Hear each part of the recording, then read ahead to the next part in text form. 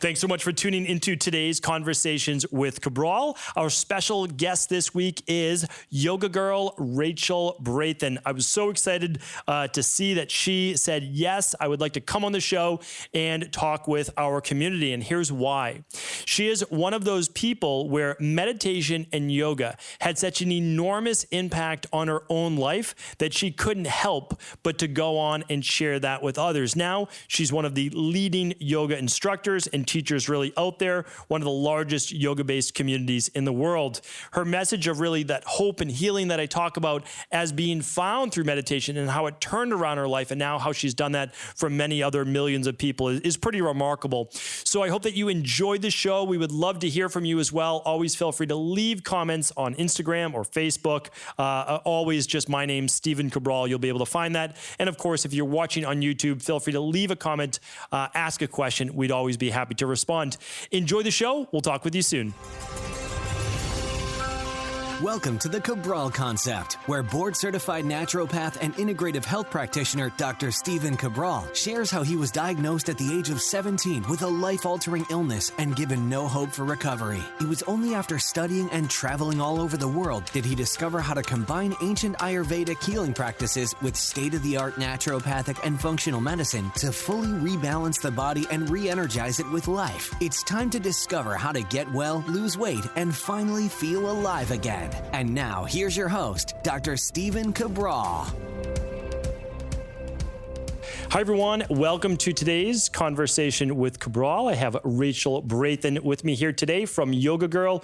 Really excited, Rachel, to have you here on the show. Thank you so much for having me. It's going to be great.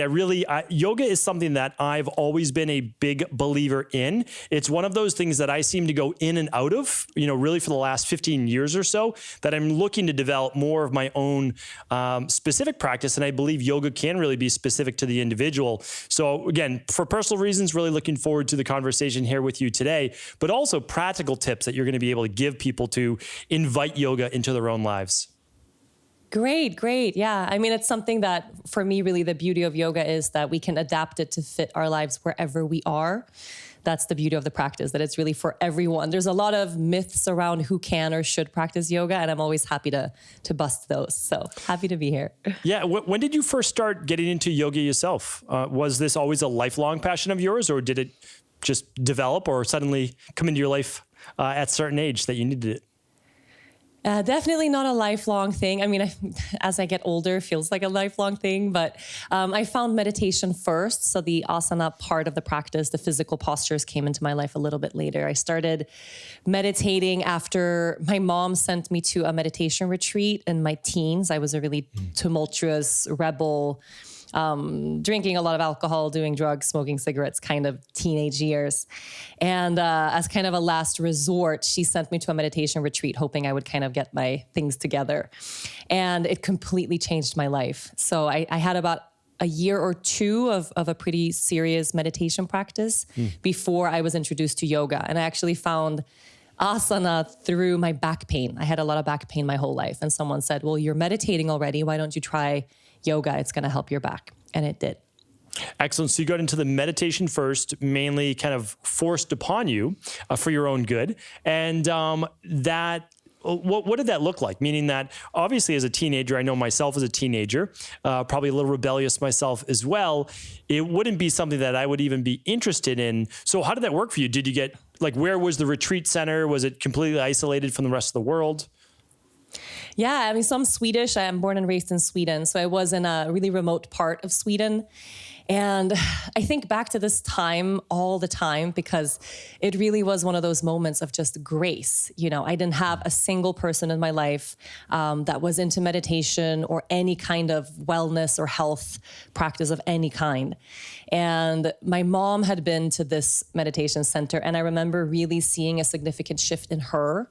Just a little, like an undercurrent of peace. We had less of a less altercations between her and I just noticed something shifted for the better in her. So it was really like she sent me kind of, it's this or you're out of the house kind of thing. And something in me said, well, okay. And I think deep down, I must have felt this deep longing to change my life because I really wasn't happy. But that doesn't mean it came easy. There was so much resistance. I had to take a train a couple of hours to get there. And then I got in the cab to go to the retreat center. And halfway there, I had almost like a panic attack. And I told the cab driver, you know what? Actually, I changed my mind. Take me back to the train station. And he stopped the car. And I feel like he was really like sent from God. Stopped the car and told me, I've seen so many people go to this place. I've picked up so many nervous people from the train station. Here's my number. Go for one day. And if it's bad tomorrow, call me and I'll pick you up. And I went and I stayed and it completely changed my life. I think about that guy all the time. Oh, that's amazing. I mean, there are certain people that are absolutely sent to you, I believe. And that's serendipity right there at its best, to be able to meet someone like that where, he has no relationship to you, no, job that he has to say, you need to make it to this particular center. So that's amazing. I'd love to hear stories like that. So when you got there, you at least went in with an open mind. And do they kind of just thrust you into things, or do they treat you like a beginner into meditation? And the reason I'm asking is that there's a lot of people right now that know they should be meditating. I mean, who doesn't know that they shouldn't be meditating? But most people just aren't willing to make the commitment because it's on them. And, now you're at the center, you're almost forced to do it. What's the best way? Maybe it was the best way, but what's the best way you found to kind of ease into meditation? I mean, this being thrust into, a 7-day completely out of your environment, with a brand new group of people, everything new, definitely wasn't an easing in type of transition in. But I really think that at that point in my life, it was the only thing that could have woken me up. Yeah. I think if someone had said, hey, it looks like you're not feeling great. Why don't you try meditating 20 minutes twice a day? I would have laughed, and gone about my day, I think. So sometimes having one of those a little bit more intense experiences where you kind of don't really have a choice. And I know now with COVID and everything, it's hard to find those types of experiences, but there are options online as well. I have on my own site like an online retreat where you really commit from home, from morning till evening, to be in this practice. So for me at that time, this kind of meditation also is a little bit radical. It's a meditation and therapy practice that stems from the Osho teachings, which is a very radical spiritual guru who's not with us anymore. So it was a combination of active meditations, of sitting meditations, and therapeutic exercises all the way through. And that combination for me at that time really changed my life. But not safe to say that if you have no kind of sitting practice, having 5 minutes a day, and that can be 5 minutes a day where it's okay that your mind is busy, where maybe you spend those 5 minutes thinking about your to-do list or what you're going to make for dinner, or, to have that consistency of, I have 5 minutes a day where I sit in silence. I really believe that kind of, which feels like a small shift, it changes something in our vibration and also in how we open up to that silence in a new way. So both avenues, I think, are great. But for me, that kind of harsh reality of here is something totally new really worked for me. Yeah. And then for me, all of the teachings that I've ever had in terms of meditation, although, I have some practice in TCM and some others, or I should say transcendental meditation, so TM, but I'd like to know a little bit more about when you say active-based meditation, because I have my own version of active meditation and some of those techniques and exercises. Are those things that you teach, or really they were taught to you, you use them, but they're not something that you would pass down or have people do on their own? Both, actually. So some of them I do. Are you familiar with Osho at all? No, I'm not. Okay, so he's become a little more, he's very, very well known in Europe. There's still a lot of Osho centers for meditation all across Europe. But there is a documentary on Netflix that came out a couple of years ago called Wild, Wild Country about his ashram, which was a very controversial thing. There was a lot of strange, things that came with his teachings at the time of his biggest, when he had the most influence, I think. So people are... sometimes I'll just say I do an active meditation, but I don't mention Osho because people go, oh, I would never, that's not for me. But his meditations, there's tons, but the one that's the most popular, it's called a dynamic meditation. where it's an hour. It's the most physically exhausting thing you'll ever do in your life because it's physically, mentally, spiritually, emotionally, just kind of turns you inside out, where you do breath work. And then there's a component to it that includes emotional release, where you have a 10-minute space to act out and release out into the open whatever emotion is moving through you in that moment, which, you know, sometimes sure can look like joy and you dance or you sing or you're shaking or you're just moving your body with freedom, but most often looks like anger, you know, can look like screaming, can look like physical ways to release anger or sadness or grief. So when you're doing a dynamic meditation in a room of people, it looks like a madhouse, you know, it's totally wild. And then from there are other stages that take you into a place of complete silence. So his whole idea was kind of like the Western mind is so busy, just sitting down and telling people to stop thinking doesn't work. We have to give ourselves an avenue for all that crazy monkey mind stuff to come out first before we arrive into stillness. And I teach it in retreats. I teach it in teacher trainings. It's really a practice that works. But again, it's kind of overwhelming. So I like to, depends on the group, but I teach all kinds of meditations, from that quiet sitting down, close your eyes and just be here, to the more radical ones. But I find both are great. I think the body is important, to include the body in these practices a lot, which yoga helps with too, of course. Yeah, without a doubt. And we're big, since we're teaching a lot on the autonomic nervous system, is being able to release into the subconscious, and the subconscious really being tied to our nervous system rather than just our brain. So I love the idea of that. I mean, I'm a big advocate of people need to learn to also sit in quiet and sit with themselves and a little bit more into self-awareness. But at the same time, we need to meet people where they are. And we can't always expect people to just say, okay, I'm going to turn everything off, shut everything off, and just force myself to meditate. And I'd like to hear your thoughts on this as well, but we've had a lot of breathwork experts on the show and on the podcast. And one of the things that I learned, my background is as a doctor of naturopathy and a lot into functional medicine, Ayurvedic medicine. I did a lot of my internships in Europe and in India as well. And when I was in India and I was doing some of the yoga-based work, because yoga is part of the Ayurvedic system, is that we would concentrate on 10, 12 different forms of breathing. And each one seemed to elicit a little bit different response from the body. Do you use breath work in your practice and maybe in some of your meditations as well? I do, absolutely. And for me, it's always one of those kind of mind-blowing moments where something as simple as breathing through your mouth with an open mouth for an extended period of time can unlock all of these things from the nervous system. And I really think in the body, we have so much that's kind of kept under lock and key because we live in a society where it's hard for us to be our true authentic selves. And we're kind of raised that way to keep it together at all times. And I think the breath is it's just a key to unlock things that have been stuck in the body. And also, of course, used in trauma healing and more therapeutic and going a little bit deeper into that area as well. But it really works. For me, it's something that really works. But practicing breath work, it's one of those things that I don't teach online. It's something that I think should happen really with a professional, preferably in the room, or at least someone who has really extensive training and a lot of experience, because it can feel really overwhelming. Sure. Without a doubt. Now, when you you went to the meditation clinic, we'll call it, the retreat, you had your time there. What did the follow-up to that look like? Did you immediately begin to implement it in your life? Did you do a full 180 and start to turn things around? Or was it then a slow progression over time of kind of finding yourself and moving into yoga? It was a 180 for sure. I think within the span of, I went back to the center again for another course, a 10-day one. And within a year, I had broken up with my boyfriend of 4 years. I had a new set of friends. I had stopped smoking. I quit drinking.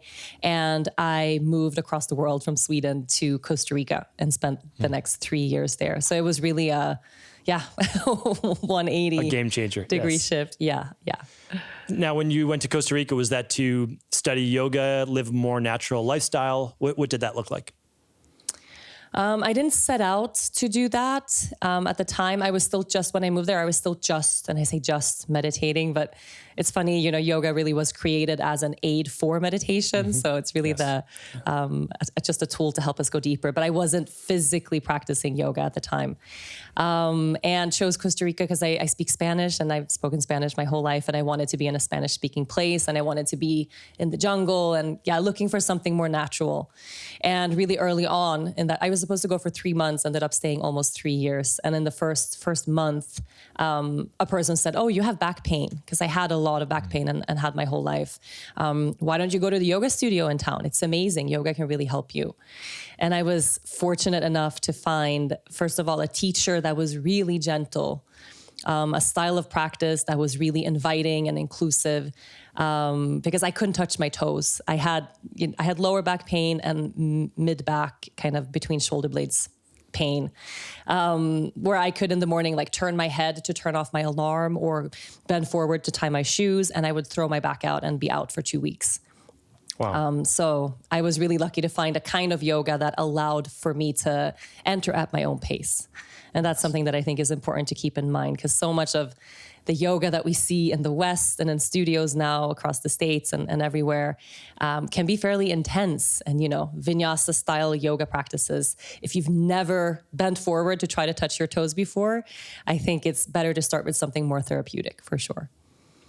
100%. And a couple of thoughts on that as well. As one, I spent a few weeks in Costa Rica. It's been a little while now, but one of my favorite places I've ever visited. And just because of the people, the lifestyle, the culture, the food, it's amazing. It really is. I know it's being a little bit more built up right now, which again, obviously has its pros and cons for the people that live there and tourism and all that. But there's something really special, about that place. I really enjoyed my time there, just being in the jungles there.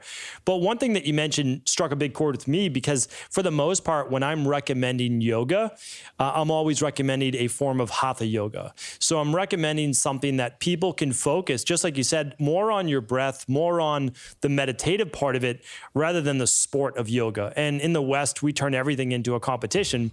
And for me, it's that was never what yoga was meant to be. As yoga progressed, and at least in Ayurveda, it was always meant for a specific purpose. So it might be meant for more of the kapha body type or endomorph body type to really progress through it a little bit more vigorously and rigorously for their body type. But so that's why I just recommend at least start with the foundation, like the knowledge of the breath matching up with the particular poses, et cetera, to maximize the benefits. And it sounds like, although I don't want to put words in your mouth, you're at least along that same line of easing into yoga. Absolutely. Absolutely. And it's really true, in this society, this part of the world, we do everything so quickly and everything has to happen with so much intensity. And I sit with this a lot, because even in my own practice, I have it very ingrained that I am supposed to sweat when I'm on my yoga mat. Yoga is supposed to look like something, because every teacher I had up until a certain point taught in that way, where you're supposed to push, you're supposed to be out of your comfort zone, you're supposed to grow all the time, get to the next pose or deepen the pose or advance, or this idea of having an advanced practice. And it really harmed me for a while, just having that mindset in terms of I have to go to the next place, when yoga really is about how can I be exactly where I am and really allow for that. And if that's uncomfortable, or I feel pain, or I feel tightness, or I feel weak, that I can be here in that and take another breath into that, versus how can I push a little harder. And it's something that I catch myself, even when I'm teaching now, I have to be so anchored in myself as I teach, or my practice, or the class I'm teaching, it starts to speed up, because it's in my nature also to do things a little bit quicker, So without the yoga practice, without my meditation practice, I would be on the moon or something. It's really, really, really helpful for me in every way. Well, that I agree that yoga is that great balancer. So especially in the West, if we're always moving forward in career and family and in exercise and workouts, yoga is supposed to be the thing that helps to balance that in meditation, the slowing process, at least, in my opinion. Now, for other people, it can actually be their workout. It can be their all-in-one, which is great as well. But I think we have to know our purpose purpose. We have to set an intention when we begin any of these new endeavors, and yoga would be included with that. So I'd like to hear, when you're in Costa Rica, you're obviously now in yoga, helping with your back. Did you begin to go through a certification process down there? Did you begin to teach? When did that occur? No, I started teaching at the end of my stay, and I was just very immersed in the practice by then. And it was just part of my life, part of my routine. And as often happens when you find something that changes your life, something that helps you, for the first time in my life. So I was 19 at the time. For the first time in my life, I was free from back pain, and that was such a massive, massive, massive thing in my life, because I had been, suffering since I was in my teens, since I was 12 or maybe even 11. So of course I wanted to tell everyone, hey, you should try this thing, come to yoga class. Let me show you, here's what we do. And, I started teaching a little bit more organically to friends, to people that I worked with. And then I went to Aruba on vacation, actually, still living in Costa Rica. And I met my husband, who's now my husband, became my boyfriend. And when I moved here, I had this kind of blank slate. What do I want to do with my life? And the only thing that really came to mind was, wow, I want to go deeper into sharing this practice. So that's when I got certified and started teaching properly. So when you began first teaching, these were in-person classes? We're going back a few years. Did you set up your own studio? Were you teaching in another studio? And what type of yoga were you teaching at the time? I started teaching, so this is 11 years ago now. I've been here a long time. I'm still living in Aruba today. But I started teaching on the beach. I would go rally people literally off their lounge chairs at different hotels here, and try to explain what yoga was. People didn't really know. Locally here in Aruba, yoga was really pretty non-existent. People were nervous at the idea of it being something religious. It's a very Catholic island, and I kept getting a lot of resistance stuff. But I'm not into Buddhism or Hinduism, So it was challenging in the beginning. In the beginning, if I had 4 or 5 people come to class, I was elated. And we were on, beach towels in the sand, basically. I was under a little grape tree on the beach. And then eventually I got hired by the hotel that I was teaching in front of, and created a position for myself there as yoga director, and built out a big yoga space, and then started inviting teachers to come from abroad to lead teacher trainings and retreats. And did that for a couple of years, really, really happy. It was kind of like, I think of it now, like I created a space where I could train under these amazing world-class teachers without having to go anywhere, and I could do it for free because I got to participate in all those groups that I brought to the hotel. So it was a lot of fun.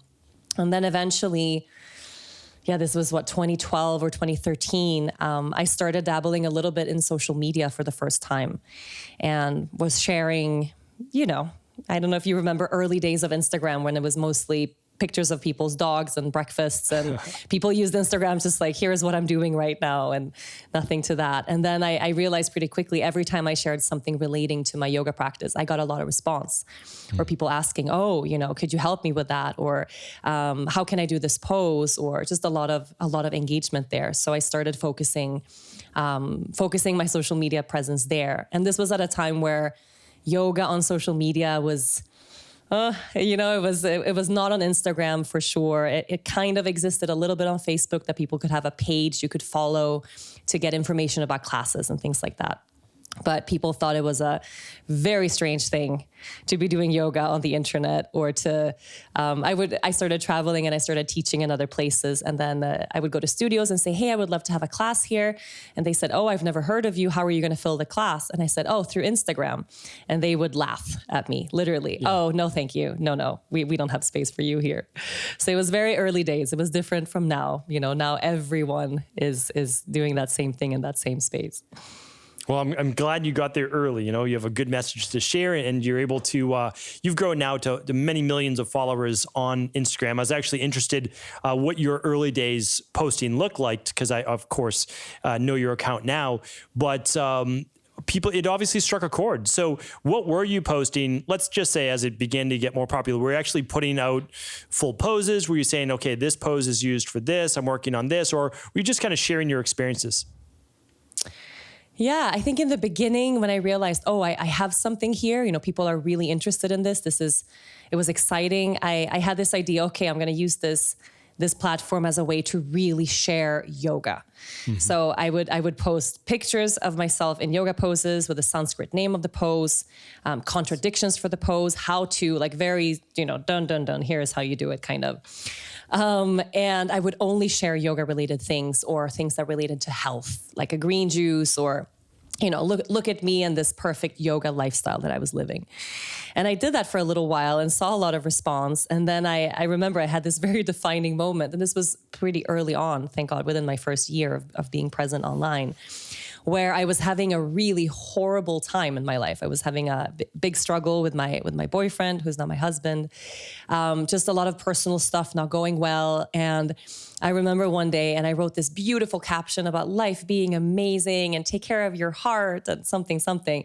And I just wasn't feeling that way. It was a total lie. Like I was basically sharing this big lie of look at my perfect life, where in reality, it was not perfect at all. So I decided, why am I doing this? Let me just speak the truth of what's going on. And I shared this moment of, I am feeling insecure. I'm feeling jealous. I feel like my life is falling apart. And for the first time being present online ever, I got a response that felt like a conversation versus me kind of announcing something and then people just looking at that. I got a response from people that said, wow, I'm going through the same thing. Have you tried this? Here's my point of view. Or just, I'm feeling the same. And the fact that you're feeling the same makes me feel like I'm less crazy or like I'm less alone. And that was a really important moment for me because in that instant, I decided I'm not going to do it this way. I don't want to pretend to be this perfect person. Let me share what's really true and what's really real. And that's kind of the philosophy I've kept since then, which, it probably, if I would have kept it at that very, surface, pretty yoga poses kind of thing, maybe I would have had a bigger following by now because that's what really attracts a lot of attention. But instead, what I have is a really committed community of people versus people who just follow along and don't really know what they're following. So I feel like I can really tell the truth and be honest and hopefully be a little corner of the internet where people can come and feel less alone. I think it's just far more genuine, and that's really what's missing on a lot of social media today is that people are using it just to gain follower count and not really letting people know who they are or giving back, I think, in a deeper way. And the truth is that, there's only one you. And so when you share your information, it can't be copied. But anybody, I think, could now create a yoga pose and people do, right? And they say, okay, they can do all of those technical based things. But the nice thing is, and I just try to share my viewpoint on this, is that you can do all the other things that everybody else is doing and people can copy you, but it's always from your vantage point. And if you don't share that, then there's really nothing unique about you. And obviously, people have connected with you. What do you think one of the major reasons are or is that people have said, whatever it is, whatever style of yoga that you are sharing with people and the message that people really are connecting? Because they are. There's just no doubt about that. What is different? I mean, I think one of the things that I do that is fairly different, because there's a lot more authenticity online now. There really is. You can curate a community of people that you follow online who do tell the truth, people who are really body positive, people who are really inclusive, people who do amazing activism within yoga and within wellness. So there is a lot of good stuff out there. I think where something that I still do, and this is just because I am that kind of person and this works for me, is I can talk really openly about the really, really hard stuff. So, for instance, my best friend passed away. This was a couple of years back. And it was really in the middle of me being really, really present online and touring the world. I had a 36 stop tour where I was just teaching yoga to thousands of people. Like I was living this very strange lifestyle. And in the middle of all of that, my best friend passed away in a car accident. And I could have, closed the account down. I could have been quiet for 2 months and then come back as if nothing had happened. I could have pretended. And instead I decided to just really share my unfiltered pain going through that. And whenever I encounter something challenging, or whenever I have an epiphany or some big realization that's really true about life, which generally never comes because I'm sitting in perfect meditation and in lotus on my yoga mat. And I realized everything about life. Like, it always comes through some challenge, through grief, through pain, through fear, through insecurity. And when I share that in a really unfiltered way, what I think I do is I really give people permission to feel those feelings, which is a little bit different than, I'm not feeling great about my body today. I had moments where I didn't know if I wanted to wake up tomorrow, and I would share that just in that sense. So I think that kind of really unfiltered truth, no matter what. I don't know if you're into astrology, but I'm a Sagittarius rising. I am just like that as a person. It doesn't work for everyone, but I get a lot of response from people who are moving through challenging things, saying that they find solace, that they find a place of comfort in reading what I write when I'm in those places. So it's not really just about, if you look at my presence online now, it's mostly feelings, to be honest. It's gardening, it's motherhood, it's well-being, but from that level of heart, Yes. And that's a place I try to stay. It's much less yoga poses now. I can't remember the last time I took a photo of a yoga pose just to share, just like that, because it's not really what my life looks like anymore. Yes. And for your online classes right now, how often are you teaching? I'm assuming you film them and you're putting those out online, but for people that were interested or wanted to at least find out more about it, what does that look like in terms of a practice? Can you pick the number of days that you would complete them? Can you move through levels? Yeah, absolutely. So, we have thousands of classes on yogagirl.com. When the pandemic started, I did daily meditations, daily practices for people, and thousands of people joined in. It was really kept me sane in the early days of crazy time.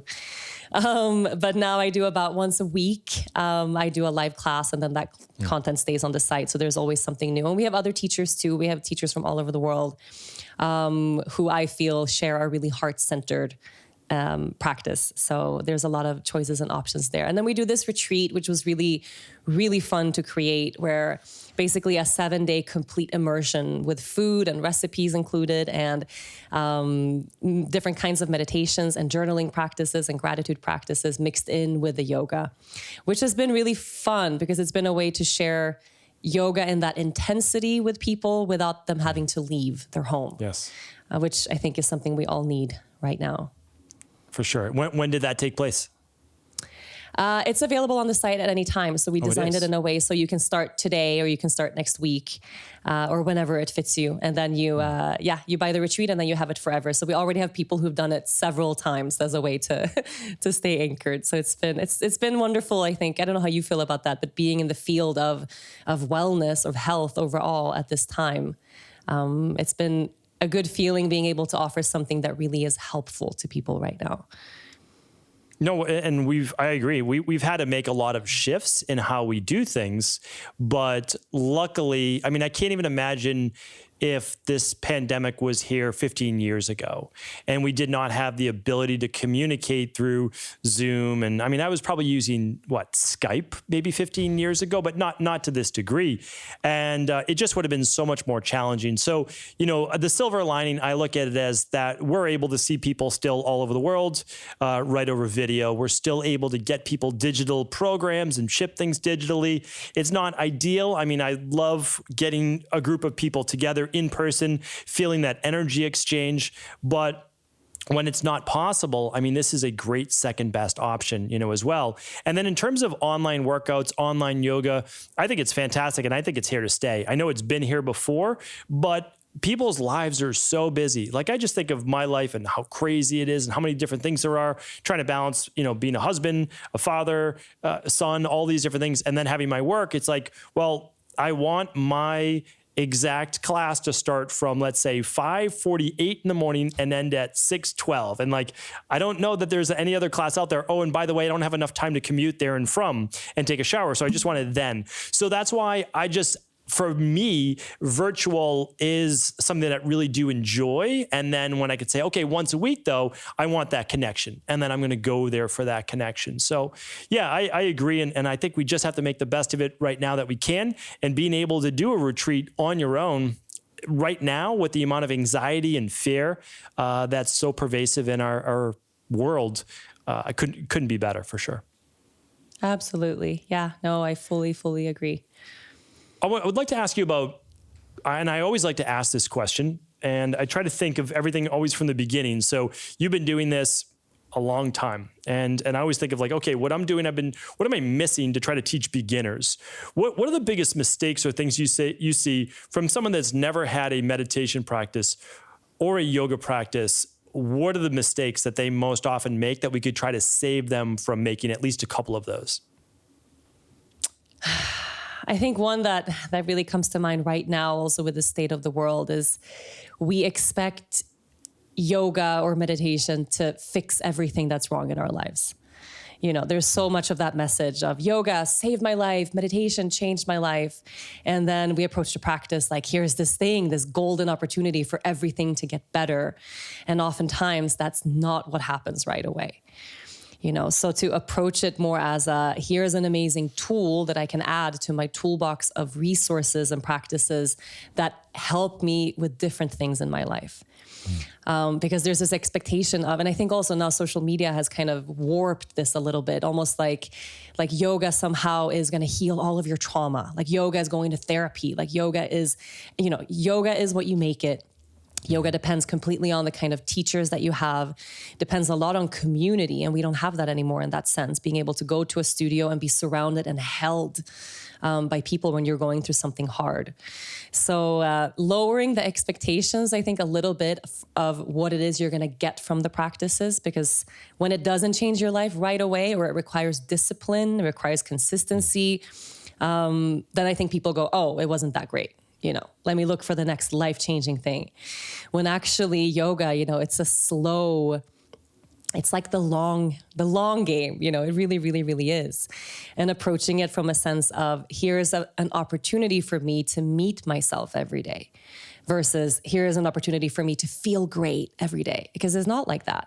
And if you think that meditation is going to make you feel great or fix everything versus here's an opportunity for me to be with what is here and to process what is here, because sometimes you come to the mat and it's really hard and and you're really sad and you just want to cry. And then if you don't give yourself space for that, because you want your yoga mat to be a place where everything is awesome, you know, where I just feel great all the time, you're going to feel like something's wrong, like you're not doing yoga right. And I think giving ourselves permission to cry as we practice, to feel anger, to feel frustration, to acknowledge that we feel fear and insecurity, or we feel small or insignificant, like all of that belongs just as much as the feeling of peace, which of course also is going to be there, or the feeling of gratitude or more compassion or stillness, like all of those things. But I think getting away from just looking for what we call the good stuff, you know, just looking for the peace, when we get into our practice, we get into ourselves, and we're going to find this whole tapestry of emotion and of different kinds of experiences, and they're all valid. So to not look at it as a quick fix and as a direct avenue to awesome, you know, which sometimes it will be. Like, of course, there's going to be days where you practice yoga or you leave your meditation practice and you go, oh, thank God, like this was awesome. But there's going to be days when it's really hard and when it's a struggle and where you're going to have to dig a little deeper in for that discipline to really commit and to continue to. Yeah, and one word that kept coming up was practice, and I agree the same thing. Meaning, like, it is a practice that you set up for yourself, and that I think means different things to different people.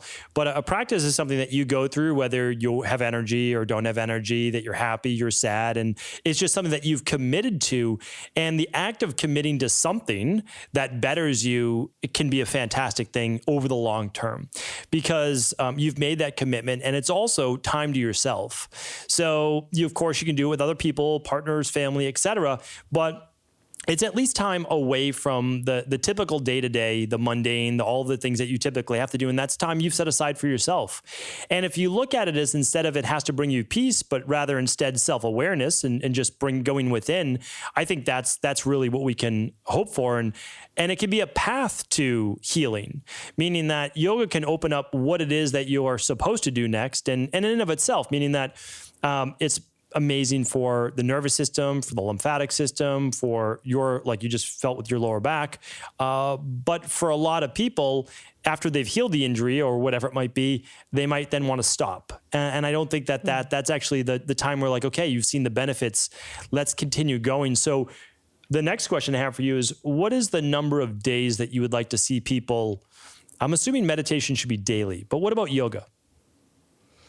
I think daily too. I mean, people ask me this question a lot, and I really think you benefit more from 15 minutes every day than you do from a big, sweaty 90-minute practice once a week. So really having it be that consistency of I'm giving myself this gift of my presence, of something constructive, even if I'm not feeling it today.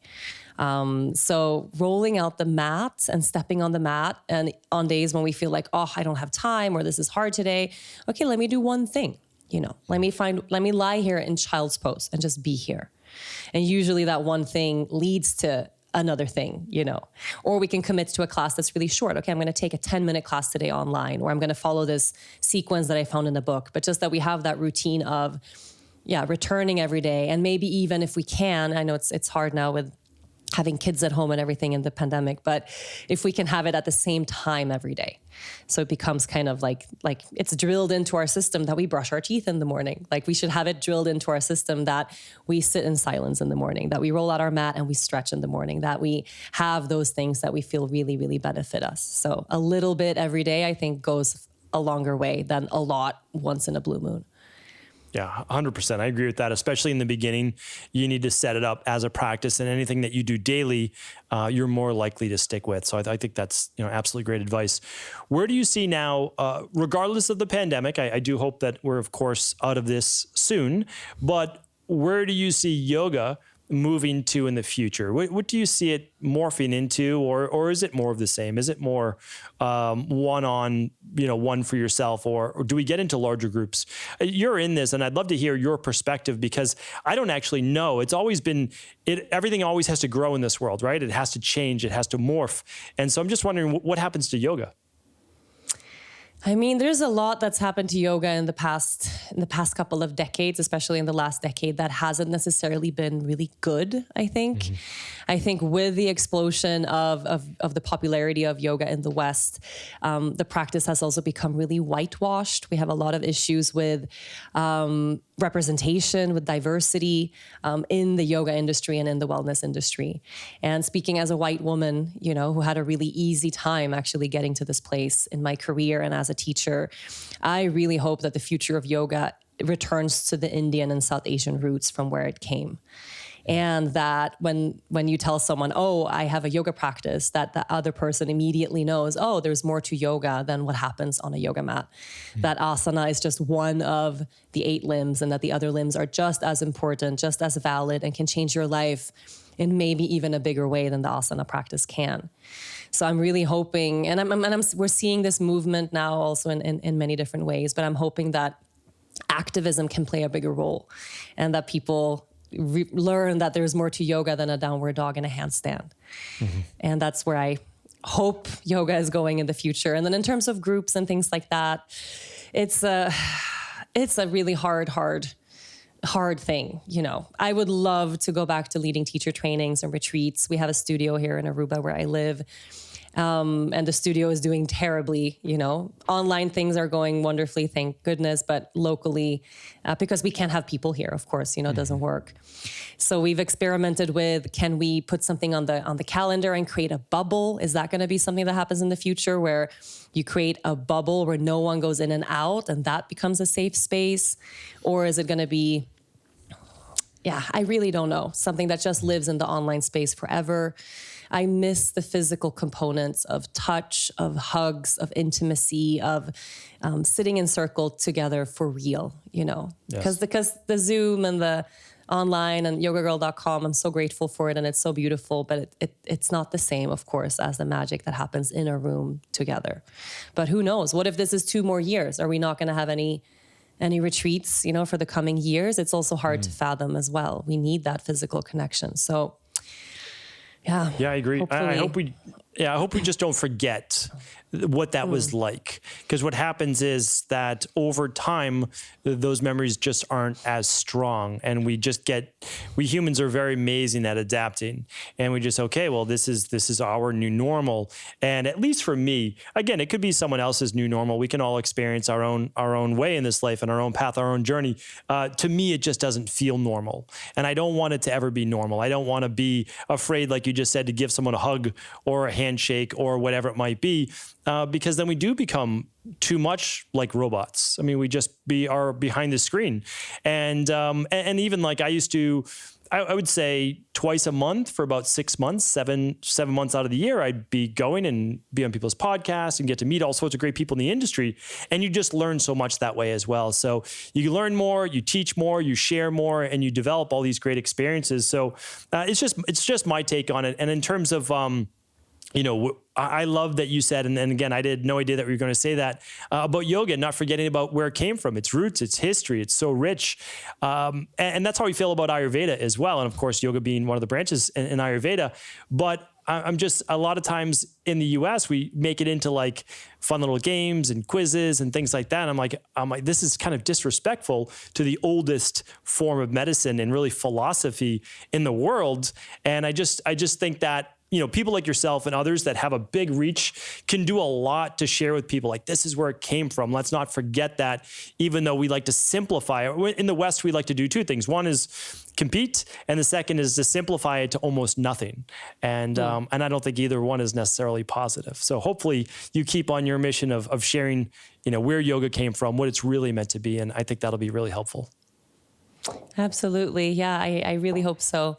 And on that note, I mean, there's what I do feel we do in the West as well is we either glamorize practices that aren't part of our heritage, or we sterilize them.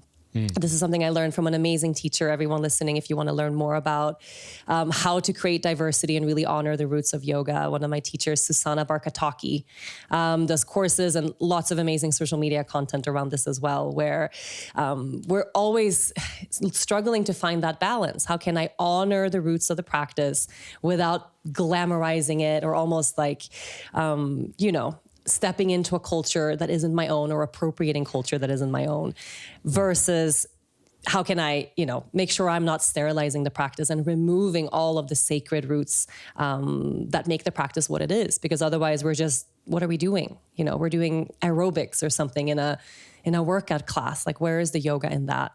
So it's really a personal thing, I think, to navigate, to make sure that we're honoring all these practices in the best way possible. Yeah. And just always, I would say, paying homage to those people, the shoulders that you stand on. And I'm always going back. I'm talking about, who I learned from and my mentor, who I was given the opportunity to even learn about a lot of this from. And they, of course, then learned it from, 2 generations removed from India and Ayurveda. And that's how I look at it. It's like, I didn't go to school in India to become an Ayurvedic doctor, but I learned it through 1 generation removed from someone who learned from that Ayurvedic doctor, and they were a naturopathic doctor themselves. So it's really nice in my own way to just say, this is where it comes from. And just like you, here are other people that you can go and you can explore that to even a deeper degree. And that is, again, one of the nice things about online, is that if you're willing to do a little bit of that deeper research, you can find things that, we would not have been able to access just 15 years ago as well. So that's a pretty amazing thing. But I'd love to hear, too, what you feel kind of that next step is, because you have so many great options for people to engage with you. You've got let's start here. You have the Yoga Girl podcast. Tell us a little bit about that podcast, how often it is, and what you talk about on the show.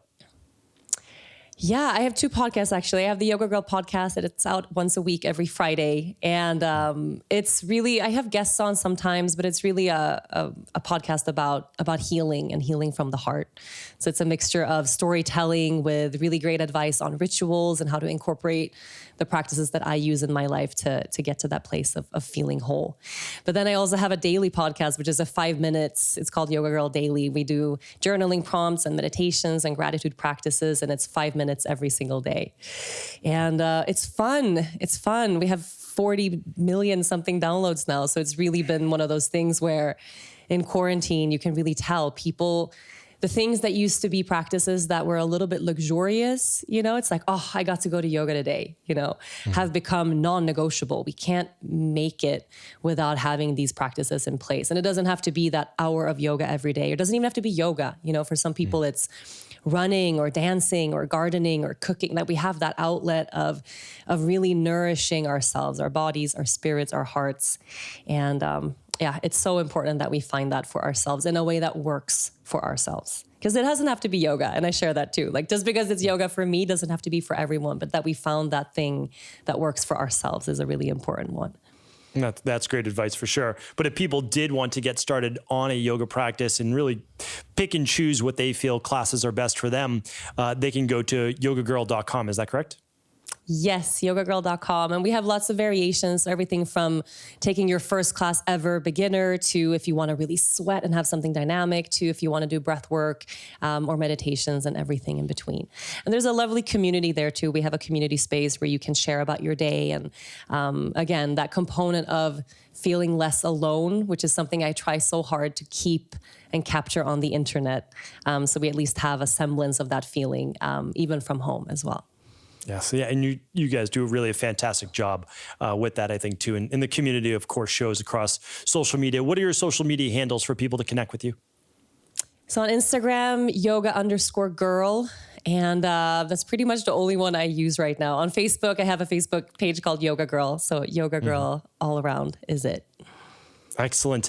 Any parting advice and wisdom you'd like to share with the community? Oh, how sweet. I mean, I always come back to, and also as a self-care practice, to be of service in any way we can. Whether that is today making sure that we're of really great service to our children, or if we have the ability to be of monetary service, to donate to people in need, or to be of service in our community somehow, to just have that looking and know that it's part of our self-care is to also have our hearts and our eyes around in the world around us as well. So it's not just me and mine and how am I feeling, but how are we all doing? And I feel you're doing such a good job at that. So thank you for sharing such a beautiful space with this podcast and all the work you do too. I appreciate that. Thank you very much. It was great having you on here today. I know that our community is going to get a lot out of it, and we hope to chat with you again soon. Thank you so much for having me. Thanks so much for tuning into the show. And before you go, I want to make sure you do not miss this. To date, this is absolutely, I would say, the craziest offer that we've been able to bring you from our integrative health practice over at Equa.life. And that is a free functional medicine lab test for you, for one of your family members, for your loved ones, anyone that you would like. This is a test valued at $300. This is a functional medicine lab, the functional medicine lab that I first used now over 20 years ago in order to figure out what was going on with my health. And that is the minerals and metals test. It is a simple hair mineral analysis. A few snips of hair sent to the lab allows you to look at your mineral levels and heavy metal levels to a much greater degree. We will assess your electrolytes, your energy levels, your stress levels, your body's ability to use chromium for good, healthy levels of blood sugar, your selenium for healthy levels of thyroid, your phosphorus for bone health, for muscle health, for recovery, for energy. We also look at lead, we look at iron, we look at mercury, we look at aluminum, we look at arsenic, we look at cadmium. We make sure that you have proper levels of the healthy minerals that you should have in electrolytes, and that your levels of aluminum and mercury and lead and others are not too high. This is an absolutely amazing foundational functional medicine lab test that I can't recommend enough. And the reason we are giving it away is that we just understand that people who know more about their health are better to take action.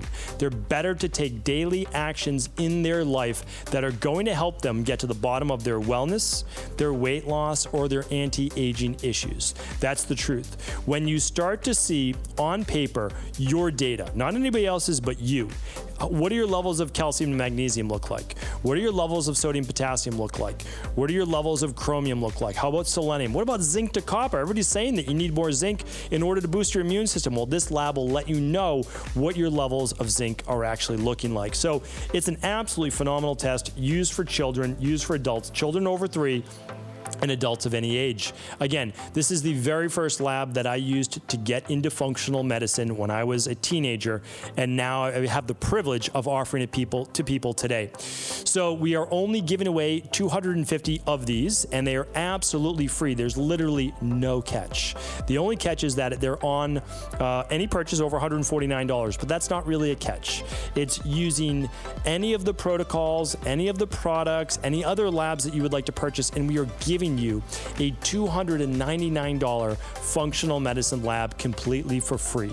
I want to introduce people to functional medicine if they've never had a functional medicine lab test run before, but also remember, you get a call with one of my certified health coaches, and then you also get a plan to go about rebalancing the underlying root causes that might be causing you the health issues you're dealing with today. So please take advantage of this. This is a one-time only offer, and it is going on right now while supplies last. Check it out over at equi.life. That's EQUI.LIFE. Really enjoy this offer. Take advantage of it. Take advantage of me trying to give away as much as I can to people. But again, this is a one-time only offer. Good for the first 250 orders over $149 at EQUI.LIFE. Check it out for all the details.